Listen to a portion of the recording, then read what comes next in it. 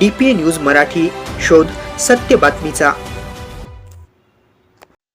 उन्हाळ्याचे दिवस लक्षात येता पक्ष्यांची पाण्यासाठी होणारी भटकंती रोखण्यासाठी जंगलात जाऊन भोपळे आणून त्यांना कमंडलू आकार देऊन जलपात्राची निर्मिती करून जागतिक चिमणी दिवसाचे औचित्य साधून दिनांक 20 मार्च 2026 रोजी कमंडलू जलपात्र वाटप करण्यात आले। पशु पक्षी ही जंगलाची शान व गौरव आहे। मानवाच्या प्रमाणेच त्यांनाही जगण्याचा अधिकार आहे। रखरखत्या उन्हात सावलीसाठी या चिमूटभर दाण्यासाठी चिमणी व पक्षी यांची भटकंती दिसून येते।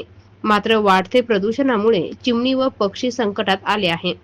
या लहानशा जीवाला वाचवण्यासाठी जागतिक पातळीवर 20 मार्च रोजी जागतिक चिमणी दिवस साजरा केला जातो। सद्यस्थितीत चिमणी काळाच्या ओघात लुप्त होण्याच्या वाटेवर आहे। त्यांच्याविषयी समाजात जागृती निर्माण व्हावी, त्यांचे योग्य संवर्धन व्हावे याकरिता शहरातील सामाजिक संस्था श्री सद्गुरू एकनाथ महाराज भजनी मंडळाच्या वतीने दरवर्षी जलपात्र वाटप केले जाते।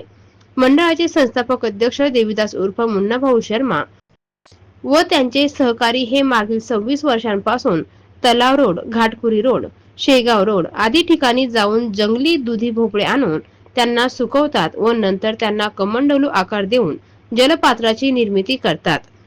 हे कमंडलू कुंड्या पर्यावरण पूरक व नैसर्गिक असून पक्ष्यांना पाणी पिण्यासाठी योग्य ठरत आहे। विशेष म्हणजे या कुंड्या वाटप ही मंडळाच्या वतीने ज्या ठिकाणी पक्ष्यांची संख्या जास्त असेल अशा ठिकाणी वाटप करण्यात येतात। मुन्ना शर्मा यांच्या या उपक्रमांची दखल घेत त्यांना अनेक राष्ट्रीय व राज्यस्तरीय पुरस्कार देऊन सन्मानित करण्यात आले आहे।